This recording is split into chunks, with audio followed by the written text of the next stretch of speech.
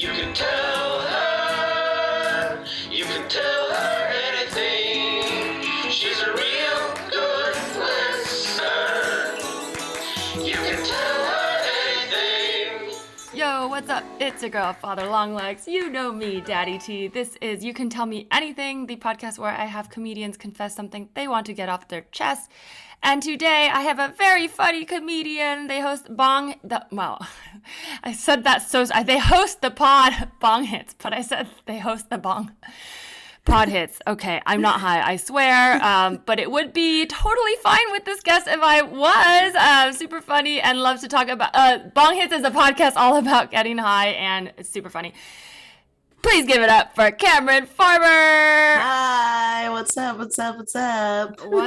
It's funny because we just did a show together, and Yeah. I didn't know you hosted this pod, but I love it. But it's like the times we've met before were like through quarantine, and I think we may have literally done a live show almost exactly a year to the day because I remember we did it on my birthday, like during the short like 2 weeks we were allowed out. And I think just seeing from your stand-up and then being like, you don't talk that much about getting high, at least not in the shows I've seen. So it was really fun to find that out. I'm like, oh, you're like hosting a stoner podcast. I always loved finding out like stealth stoners, as I call them. Like it's because I think I'm one of those too. I have a video of me on from an old job I did where I did mushrooms legally and got high, but then people who see that are like, oh, she's a psychonaut, she loves shrooms. But that's like not who I am on stage at all. I know what you're saying, yeah. I don't know. I just love weed so much. It just makes me so happy, makes me feel good. I feel like I talk about it a lot, but also maybe I don't. I guess I don't really talk about it on stage that much now that I think about it. I feel like it's just implied. Yeah, no, I mean, I guess in the world of comedy, it's like, what is a lot? We all get high, I suppose. And then there's like Doug Benson, yeah. There's like that. Well, before we get too far, I like to start by asking my guests for a good confession. It's just something like positive to start off on. It could be very short, like a humble brag or something you're super into lately or something you want to rave about. Do you have something good you want to confess? Whoa. Yeah. I mean, like, I guess, like, in a way, I'm sick right now, and so I'm taking a tolerance break. So that feels pretty good too, because I am like fully addicted to weed. So what is a tolerance? I've never heard that before. I just like haven't been smoking weed or ingesting weed or anything, which like normally people do that to be like, oh, I need to like lower my tolerance so that way like when I smoke I get higher like with less weed or whatever. But because I'm sick, I'm like, I have so much mucus and it'll just make it worse. So I guess it does feel good. I have had a lot of talks recently about like, am I like so addicted that if I needed to stop for a long time, like could I, or is this like, am I too reliant on it? It's just been something I've been thinking about a lot. So it's nice to know that, that you can. Yeah, I can. Well, congrats. No, this is interesting because I do that. Like I went through for like 15 months. I thought I was like an alcoholic for a while, and I did have a drinking problem, but turned out I stopped drinking for like 15 months, and turns out it didn't solve my problems. As in like I was still crying outside a bar. The things I thought were happening because I was drunk was like, no, you gotta deal with it. But obviously, it's compounds. But now sometimes I'll take tolerance breaks. Yeah. Because I get in my head about it. It's almost like once I think, oh, I'm good to drink, then another voice shows up that's like, but how do you know? And then I'm like, shut up. I know, I've done it. And it's like, but now is different. And you're like, God damn it. Now I have to just prove it to myself for no other reason but to, it's almost like being addicted to sobriety. I hear what you're saying for sure. Well, that's great. Like a few years ago, I took like a 18-month tolerance break. I think it might have been longer. It was almost 2 years, maybe like a few weeks away from it. And because I also thought I was an alcoholic, but again, yes, it turns out no, there's other stuff going on.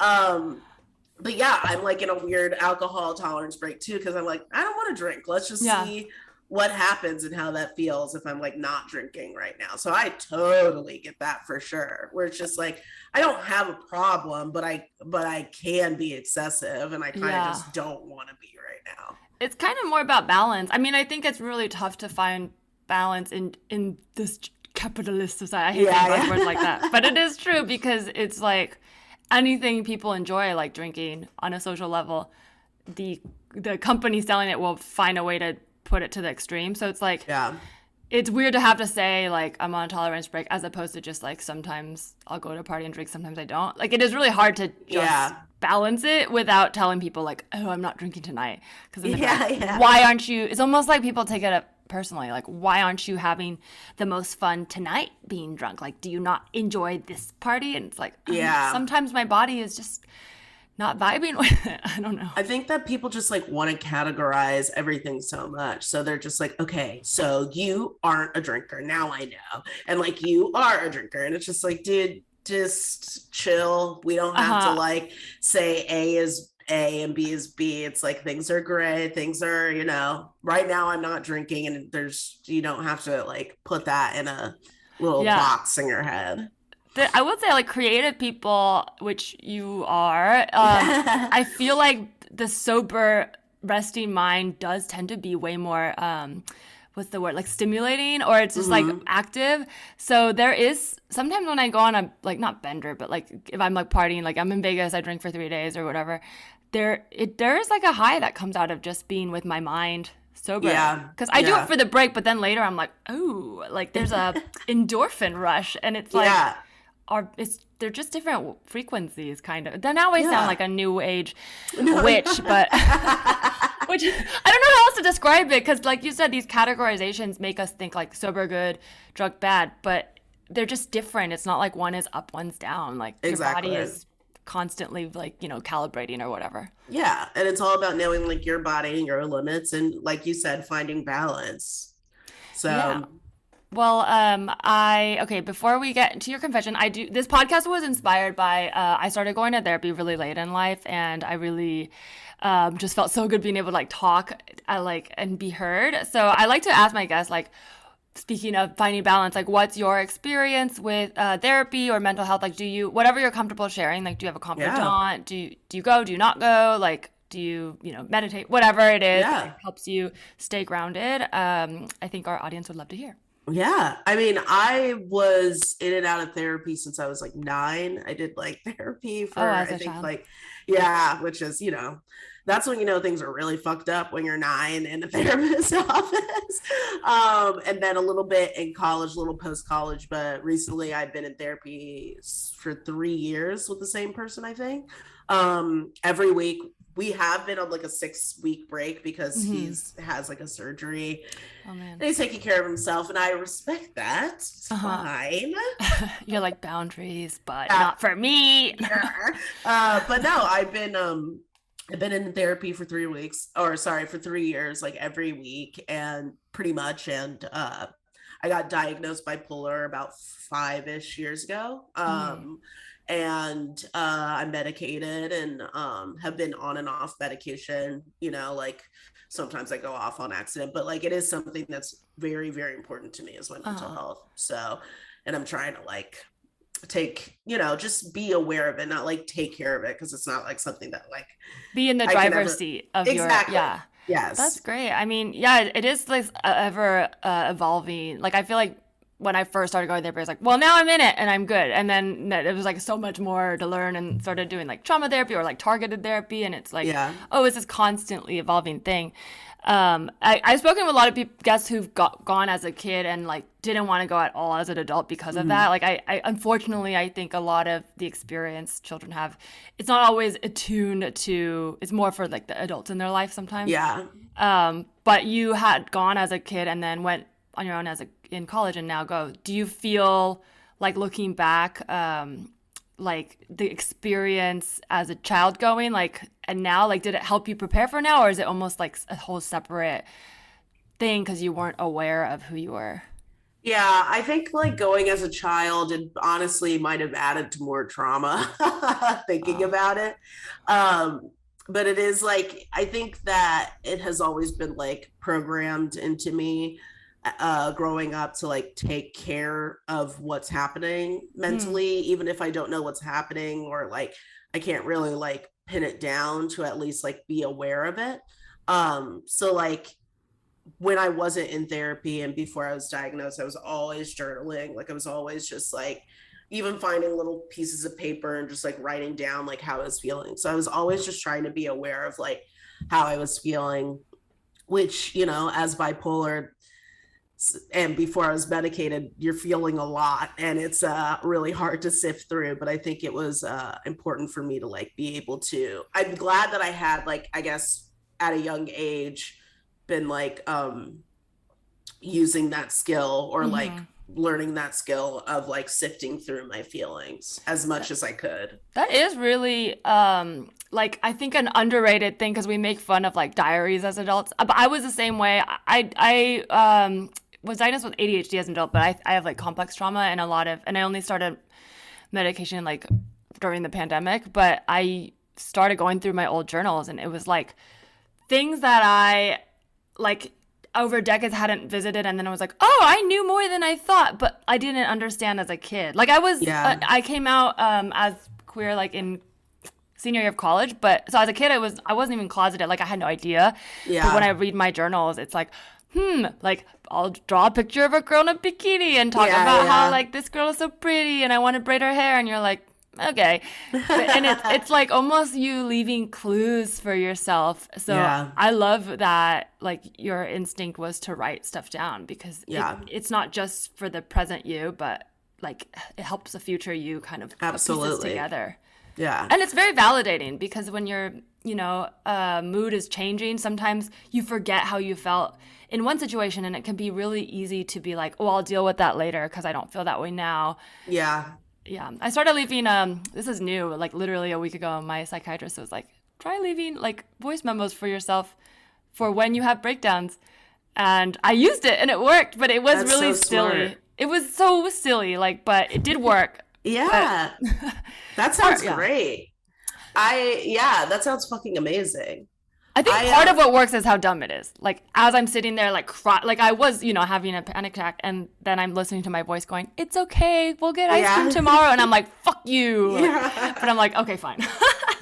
That's something that I do with my partner Colin. It's like he also is bipolar. And so like sometimes there'll be a time in our relationship where we're both kind of like volleying back and Mm, forth trying to like help the other person. But like when he's in a really, really bad spot and he's just like doomer, just like like cyclical, just like like fucking spiraling, kind of. spiraling. Mm-hmm. Yeah. I'll just be like, okay, I'm gonna make you twerk. And he gets so mad. He's like, I'm not doing that. That's fucking Ah! bullshit. And I'm like, no, I'm turning on like the dumbest song and you have to twerk. And I just like make him twerk Oh until he my starts like god!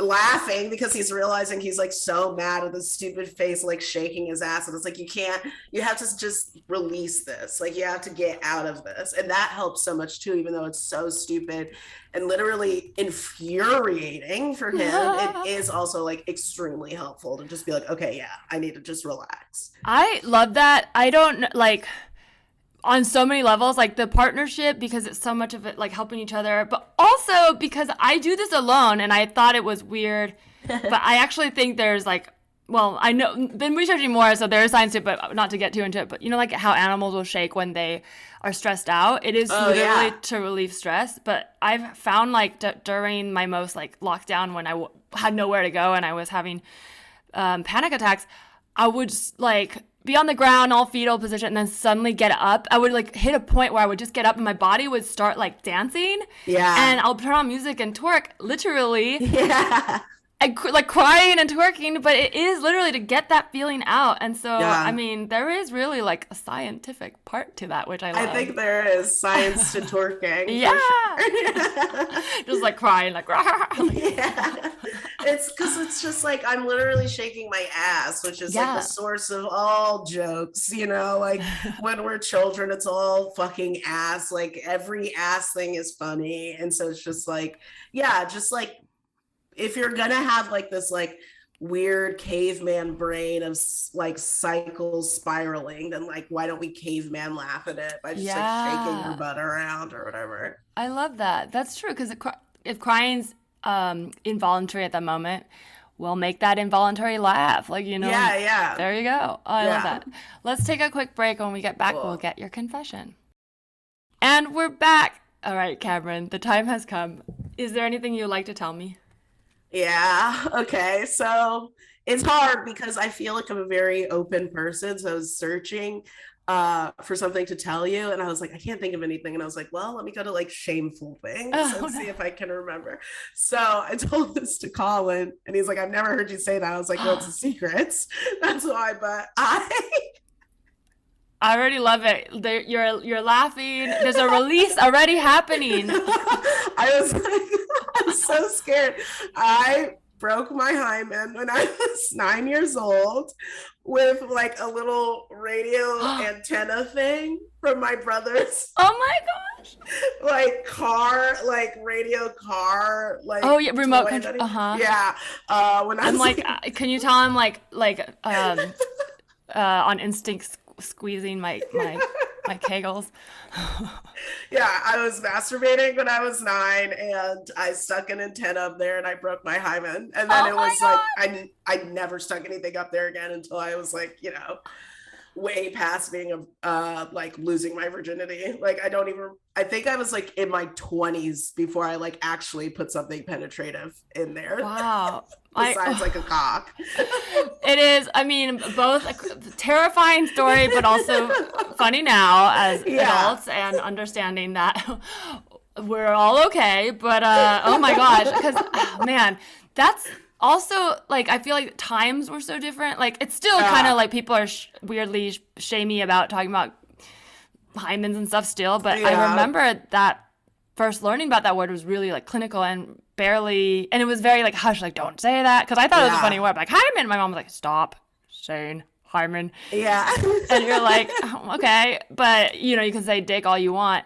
And I mean, some of not learning about that stuff leads to things like that. I mean, I feel like boys are encouraged to run around the pool with their little peepees out, like at 8 months old or whatever, and then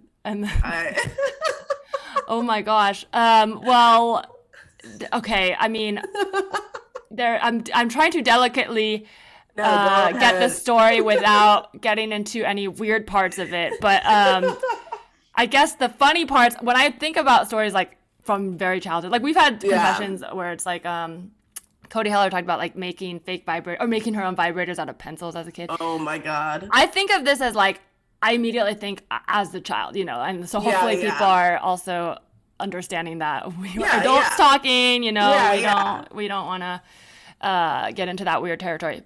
But the funny part to me is that you used your brothers. So like, I mean, amongst many funny parts, but that stuck out because like, were you aware, first of all, like what you were doing, and did that lead to like, I don't want to use my things? Like, was there like a trying to hide it, or you were just like, whatever, that thing looks fun? Like, I don't even know. I guess I must have just been like so horny, like either searching or I saw it and was inspired. Like one of those two things happened. Yeah. And I was like, well, it's got all the parts and I want to, and it must have been like, it was my brother's, so that way it wasn't mine. And so that way it was like something I could hide easily. And I was like, I'll just wash it when I'm done. So there's like a built-in, but it's more intuitive. You weren't like taught to like, like by parents or you know, like supervisors to not like think about that stuff. Okay. Well, no. I mean, like I was super religious growing up too. So I think there was just like so much fear around like masturbation itself. And it was something that like, you know, I felt so much guilt anyways when it was happening. So then I just remember mostly just feeling like, this is why I'm not allowed to masturbate. I just took my own virginity. I am a sinner. I'm going now. Was this before or after the movie Cars came out? No, I'm just kidding. This was way before. Way. Now I'm starting to understand where that movie came from. The religious shame is so interesting because it's almost comes in before you're even aware of it. Like before Yeah. you're even you're taught that is shameful before you even have those sexual feelings, at least like consciously. You know, I think For sure. it's natural to as Yeah. a child to all feel things in your genitals, but I think you're already taught it's bad, and then it happens. So then you think, "Oh no, I'm a devil," even though it's Yeah. like no, like they should at least tell everyone, like, no, but this will happen. Like they make it sound like some of you who are good Yeah. will never want to have sex, and you're like, well, I won't, and then you're like, what the fuck happened? Yeah, I was just like, I'm going to hell. Like, and that's so funny too that I've held on to that shame for so long, where I was like, it's still like affected me, and I was still like so scared to talk about it because I'm 30 now. This happens like 21, 22 years ago. And I've gotten through a lot of like shame and sexual shame too, because I'm pan now. I'm non-binary, which like isn't sexual, but like, you know, people think it is, whatever. I'm poly, and so there's like all these things that I've like come to terms with, but then it's like thinking about that, I was like, oh god, I'm gonna have to tell somebody I broke my own hymen. Well, it's, in a way, it's on like a very broad, like not like a human experience level. I think some of those early experiences from like teenage or childhood feel cringy to everyone because we're not. It's almost like we're talking about driving earlier, like being the driver's seat in your mental health. Yeah. It's almost like you're driving a car, which is your body, but you don't quite know it yet, right? Like Yeah. that's literally like, I know it sounds really like silly and objectifying, but I think of it as like merging the mind and the body in a empowering way. But at that age, it is like you don't know, and so you're figuring it out, and it's almost like now it's cringy mostly because it's like that's not necessarily the relationship you have with your body now, and so it's almost this disconnect of like, oh, that was me, but was it me? Because you didn't understand how you were connected to all of it, you know? Yeah. And there was really like, it's crazy too, because now I'm thinking like, I could have Googled what was happening, but it was like Google did not exist. Didn't exist.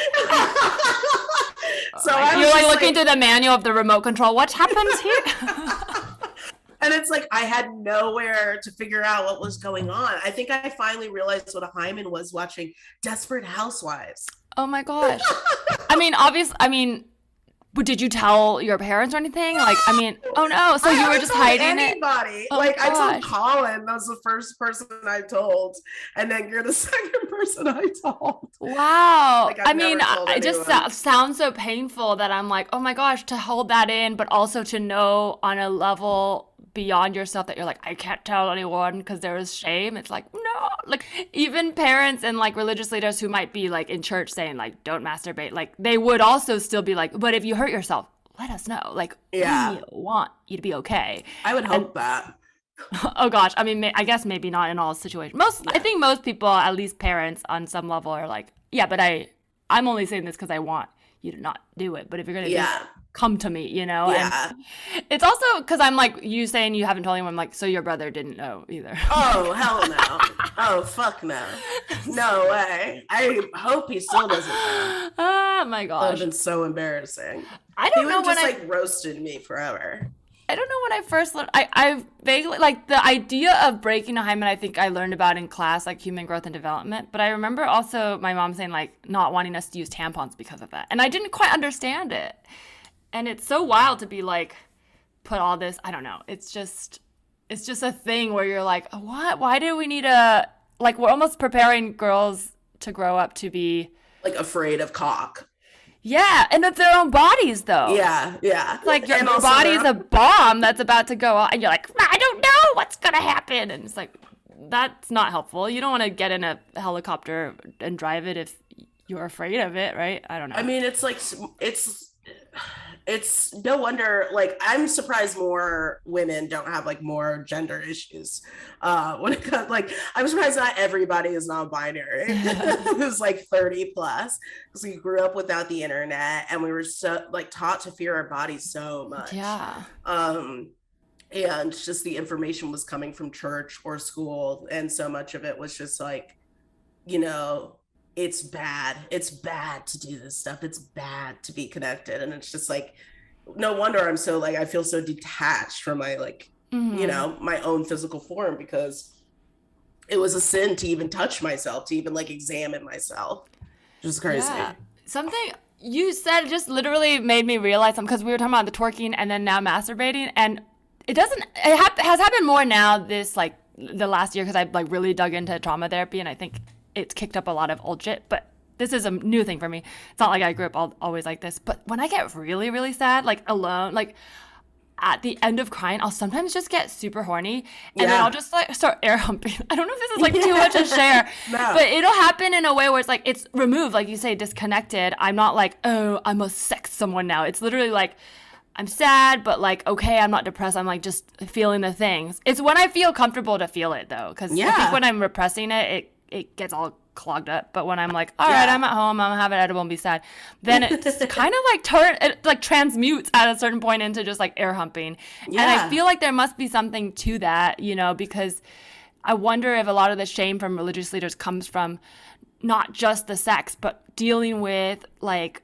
those questions of faith. Like when, you know, when you're sad, a lot of times it's tied to maybe your real life experiences not matching up with those like ideals, you know, idealistic, you know, biblical experiences saying that everything's gonna be all, you know, kumbaya or whatever. Yeah. And to even pull on that thread, which is the path to fixing it, I think, but to pull on it might mean unraveling certain institutions. Totally. It's so crazy. Well, I think we didn't have Google when we were younger, but I remember I used to go on 17 like .com, like the 17 magazine, and they would have all these, I think maybe when I was like 12 or whatever, they would have comics that like users made. And it was sort of like a zine, like an online zine. And then there were like regular people who would make like a lot of comics. And I remember one distinctly that I would read, which she normally talked about like sex and masturbation. And I remember one where she was talking about masturbating a lot because she was really sad and really stressed out. And she was like, and this is what I do when I'm stressed out. And I remember that like healing something deep in me, where I was like, okay, like there's somebody who's saying like, this is a comfort thing. Yeah. And it like, I think it helped me like feel better about that in my own like safe space. And it's like, even now as I'm older and I think about being stressed or sad and then I get horny, I'm like, what's wrong with me? I'm like, oh, it's stress relief. And like, I remember from the comic, like, it's crazy. I wish I like, obviously all this shit got deleted because this was like early internet stuff, and you know, they delete all their good shit all the time. But yeah, that like really helped me a lot. And so it's like, it is crazy too, like the shame of masturbation being healed by something like just somebody confessing like their own like story, I guess. I don't know, sorry, this is kind of rambly in my head. No, that's super interesting, because you never know when like you said, like comic, you can't, I mean, it's like a random comment and you connect it to it. And so I love that, because I think these are universal experiences. And it's getting better now. I think like even TikTok now, you can scroll, like even if you don't ask a question, it'll answer it for you. It's like somehow it reads your mind. But back when we were growing up, it is like on the forums, on the you know, that's where you find that moment of like truth, of a connection, and that heals because you realize you're not alone. And you know, now looking back, it's like we weren't alone. But it is it's tough to know that when you're, you know, still in the dark of it, you know? Yeah. I think it also gives me like, just like some peace about like making art. Cause I think also it's like being creatives or being comics, it's like, there is so much like, is this helping anything? And then I remember like little shit like that, where it's like, you know, I might not remember who made it, but I remember that it like helped me and healed me in a way. So it's like, okay, you know, even if I'm creating something stupid and telling jokes about like, you know, smoking weed or like, you know, dating a white guy and the and the struggles I'm having with excuse me, with that. But that's okay. Oh yeah, take a break.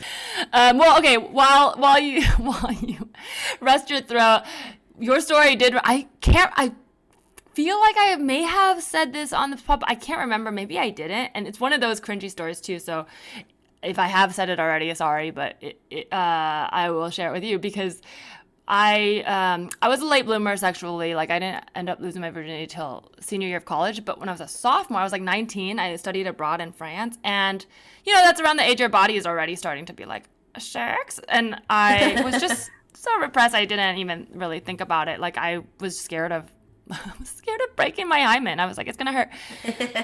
But I started doing, like, I worked out a lot, and then I would do these, like, leg lifts every day, and then, like, one day out of the blue, they just made me come, and I was like, oh my gosh, and I was like, literally, because it's like squeezing your kegels, and I'm sure, like, I can't come now from working out. God, I wish I would like the gym a lot more, but I didn't know what it was, but I did kind of think it was, like, shameful, because I think a part of me was like, is this an orgasm? Because you read these, like, teen magazines that are like, I've never had one, or have I had one? They're always like, when you do, you know. And so I didn't know, but I was like, this is something new, and it feels weird, and maybe it is, or maybe it's, like, halfway. And I would just do it for, like, 3 weeks. Like, every day I'd be like, time to work out. And it was, like, to the point where I was like, should I try to masturbate? And then I didn't know how to do it. So I took, actually this part I don't think I've ever said, but I took a wine bottle, like a clean, empty one. Yeah. And I was like, is this how you have sex? And I tried to, like, sit on it, but it didn't feel good. Like, it doesn't feel good. And it's not, especially when you're, like, concentrating and being, like, analytical about it. So I was like, I guess maybe I can't have sex. Like, I thought that my vagina was broken. Which it turns out that's just not how you're supposed to do it. You're supposed to, like, be in the right mind state. Like, sad. No, I'm just kidding. Sad and then horny. Sad and horny. It's crazy too, talking about this too. I exclusively masturbated clit only for so long. I mean, that makes sense. It's easy. Better. Great. But I was, like, so afraid of like putting anything up there. So I remember the first time I got fingered, I was like, this is incredible! Like, I was like, oh, there's a whole other world out there. And I was like, and I'm with someone, and we were into each other, and, like, this doesn't feel bad. But yeah, it is crazy. Like, I guess just, like, all this shame that, like, I talk to teen boys, or, like, I don't talk to teen boys. Okay, Cameron, is there another confession you want to make? No. Talking to teen boys every day, 17.com. Oh, it's a different type of website. Oh, no. Sorry, I shouldn't make you laugh. It's going to make you cough. No, it's okay. It's okay. But, like, I talk to guys, and then, like, when, like, talking about being teenagers, they're like, I jerked off everywhere. I jerked off constantly. I had to. It was necessary for me to jerk off, like, wherever I could, whenever I could. And it's so wild, like, comparing that to, like, this conversation and, like, how I felt about myself, where it's like, it was so slow. Like, I felt like me even being aware of my body is something I'm still dealing with. And it's just so wild that, like, I don't consider myself a woman anymore, but, like, being raised a woman, like, how much of that is just being taught to, like, stay as far away from our own bodies as possible.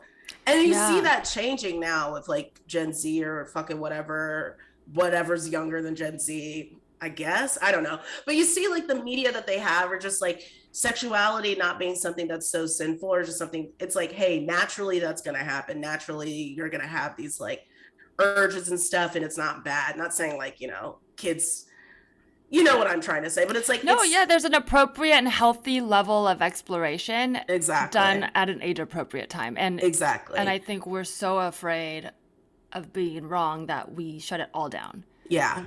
Because, I mean, it's interesting, because I think we're starting to be more open about it as a society, and talking about this stuff. Like, I identify as a woman, but when I was questioning my sexuality, I was, like, on forums looking up to see if I, like, was possibly trans, because I think there's just not enough convo about it. And I eventually, after, like, talking to people and reading a lot of things, I was like, okay, I think I was just going through a sexual awakening. But it's so tough, because so much of it, like, the shame of being born into a woman's body is embedded in even, like, just straight woman. You know what I mean? Like, so there's this element. If one thing is in question, I'm like, I was like, oh, so it's all wrong because we're just taught from the beginning it's all wrong. Yeah. And it makes it so hard to find the truth. But I think we're hopefully starting to get a little bit better about it. And I think it'll open people up more to just like accepting themselves instead of having to be like, let me fit into this norm that nobody likes. Like, all the big institutions are telling you to hate yourself. So it's like, maybe we should stop listening to them. Yeah. I think one blessing of being a millennial, as like fucked up as it was, where like, you know, like generations before us, we didn't really have access to like the truth. But like growing up with the age of the internet, it was like something that I've really appreciated and might have fucked me up forever, but I don't really care, is that like most of my growing up was happening like online, I guess. Yeah. And so like I was able to exist and am able to exist and grow up existing in something that was so detached from like my actual physical form that I could actually take care of like my thoughts and like express myself without any like boundaries of like what I look like or who I am in any other way. And so I had this weird like backwards of like learning more about myself through like what I like or what interests me or like what internet I found myself on, and having that then start like making the connection slowly between like being Black and online, or being like, you know, now non-binary, but for a while female and online, or like finding out being gay and online, like that being a slow thing. But it's like, it was cool, even though it's obviously there's a lot of trauma there with like having to grow up detached from myself. It was nice to actually like have a place to learn and talk through that detachment. Whereas like, you know, Gen X or like baby boomers or whatever didn't really get to have those conversations at all. It was just like you're detached and you're never having those conversations. Yeah. And if, you know, if Gen X is through like zines, it's not on the internet, you know, it's like in real life. But with me, it's like I get to actually, okay, fine, I'm not attached to my body. What else am I interested in? Which has been like a bit of a blessing in a way. It's that Tumblr generation. It's the Tumblr generation, baby. It's interesting. Earlier you said, like a line you said, like it's not sexual, or some people think it is, like about being non-binary. But I think we're describing generations. I think that is a generational thing, and that's a positive thing. But like back, you know, is it Gen X boomers? Like, you know, when pre-internet and the gay bars were, you had to like, they were like clandestine, you had to wear bandanas. That was sexual because that was the only way they could communicate it. Because if it was like, you can't, quote unquote, aren't allowed to be gay, people who could not resist or could not sit with their false identity, the strongest urge would be sexual. But being gay isn't just sexual, right? It's an identity and it's three-dimensional. But because it boiled down to like, how can I just have a sexual encounter and then be not gay for the rest of my other encounters? It made everything seem sexual. And I think now we're finding, like, even when we're talking about writing in diaries, like I had Camirin Esposito on, we were talking about liking pirates and witches growing up. And I didn't know I was queer, and a lot of bisexual women I talk to now, because they came out later, since they liked, you know, men for a while, they shared so many of the same interests and liked the same characters and the same kind of like specific niche things I liked growing up.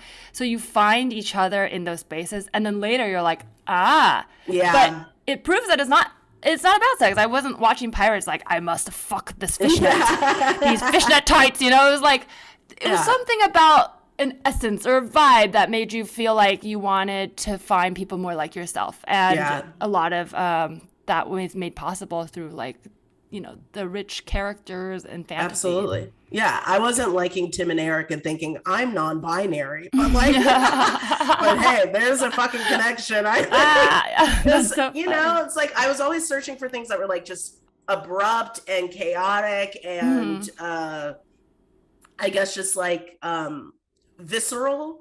And I think it's because there is something, it feels like that all the time, especially in my non-binariness. It feels abrupt and chaotic and visceral. It feels as chill as I may be. LOL, I'm not at all. But it's like I feel like that's so much part of my gender is just like disruption. And then like seeing the comedy I liked or like the internet I liked. It's like that makes sense, I guess, with my gender identity, which is like sort of disruptive, especially in my family. Everybody's like, okay, I'm on board. I'm trying to figure out what's going on, but like it is very disruptive. So I don't know, man. Yeah, it's like I wasn't going into these things thinking like, okay, yeah, I'm something different. I'm just like, I just like this. It makes me feel fucking crazy. And it's speaking to something in me that's like very intense and also just like insane. It makes you feel like you. Like it made me feel like me. And I was like, I didn't know people were making things that made me feel like me. Aw, I love that. It'll be interesting to see how the next because I think Gen Z has a bit of both millennial. Poor like guys. They weren't born with. I mean, they were born with the phones, but it's almost like there's always going to be a pendulum because now I'll see on TikTok like really young kids who I don't want on my TikTok. Okay, full disclaimer, they're just showing up. Not very young. They're like 20, but that's young. Yeah. But it'll be like they'll make almost like jokes about being like queer by just going straight to like, oh, do you listen to Girl on Red and things like that? Yeah. Which I'm like, that's cool, but then you're almost finding the opposite where people are starting to curate the stereotype of being gay so that if you don't fit in that, you're not. And I'm like, that's the whole point, was to break out of like what you like. And it's like, oh my God, we're like doing it again where we're putting people in like boxes. Yeah, and everything is like police.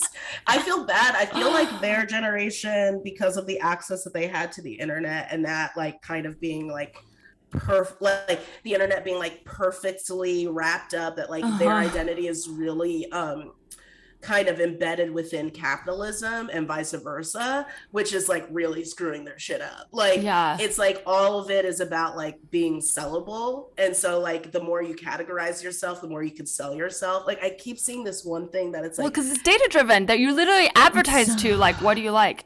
And that's how they make money, is through social currency. Like I've seen this TikTok sound going around, it fucking bums me out, and it's like, post your content, and other people like being like, it might seem silly, but there are people who are posting on here getting like 3 million likes for just making a burp sound. Post your content, people watch it. I'm like, why do you care? But why? You're a kid. Why? And it's because it's social currency. It's like, this is how they're getting meaning from life, is like through likes. Damn. Which is then becomes like, the more you're seen, the more like important you are. And I just hope that the generation underneath them is like, just goes to Dadaism. I hope they exist at least. You're right. I'm very grateful for them, because I think that they are like very good at like just embracing the subversive and like not listening to any rules, creating their own rules in ways, and also like fighting the system. But there is like so much of it is embedded in like this weird social capitalism that I don't think they're fully aware of, because they're young and there's the hubris of youth of like, I know everything and you have nothing to teach me. I actually have everything to teach you. And it's like, okay, give yourself 3 years. All right. They're still developing. It's like the equivalent of, there's no shame in wanting to masturbate, but probably not as healthy to use a remote control car. So it's like, no shame in wanting to be liked, but maybe take a second before you break the internet, break the internet hymen or whatever. It's exactly like oh my gosh. Well, I think that's a great place to wrap it up. We have a quick game. I like to end with a game. If you have time. Okay. This is, since your podcast is called Bong Hits, and I also love to, it's funny you're talking about writing down things in journals and iPhones and whatever, because this is inspired by how much I like to write in my iPhone notes. I write in my iPhone notes when I'm high and when I'm not. Like, it's just too many things, but this is called high or low notes, okay? Very simple. Okay, these are, I'm going to read iPhone notes I've written, and you just have to guess if it was written high or not. And I know the answer to all of these because I know you're a Virgo. I'm a Virgo moon, and so these are very labeled. My iPhone notes is labeled thoroughly. That's sick. So the high notes, or I guess low moments, because you'll see if they're written sober. Okay. All right, here's one. This is birth and life same, lights and bugs, dancing like peacock. What aura is your color balance? Resonating with the community, everyone can win. Is it high or low? I'm thinking that's a high. You're correct. Okay, that's a high. Okay. As soon as you said birth, I was like, high. High. Okay, here's one. This one's short. I've been there. You're sad, but you'll be okay. Low? Yeah. Okay. Low. I actually don't remember why I wrote this one, but it was under a title called Therapy, so... That's really sweet to write to yourself. Here's one. Plants and eating vegan plant meat, threatening them. Hot chicken. Can we call it something else? Beef isn't even cow. What about plants that fed dogs? Hi. You would think so, but this was written actually just last week. I bought plants and then wanted to go to lunch, and I thought it'd be cute to like have a sit down lunch with my plants, and I went on accident to a plant-based hot chicken place. Oh my and I God. felt like I was eating, threatening them. Because I was eating plant-based. I'm not even vegan. I didn't have to choose that day. Poor plants. Okay, here's one. Binary is the codec, the computer code, the Tower of Babel, umbilical cord, cross and line, plus and negative ion. The switch is the instantaneous moment. High or low? High. Yes. You get very like macro. Like, you're high. I know. I like it. It's odd because in so much of the world, I'm always like, it's not, I hate I'm very like non-binary, not in a gender way, but just like whenever people are like, it has to be this or that. But then when you go far enough, it becomes like so non-binary that it's computer code binary. Yeah. Which is very non-binary. So, but it's like the wildest thing because it literally then becomes you, if you're the switch in the middle. That exists, and that means there's not more than one. Okay, all right. Okay, I'm right there with you. I'll do two more. I know people are like, "What the fuck?" No, I okay, I will do two more. Okay, you pick a date. Okay, so here's one. I'll read 3 dates. Pick the one July, June, or October because I have 3. I'll just do 2 more. Which one? July and July, June, or October.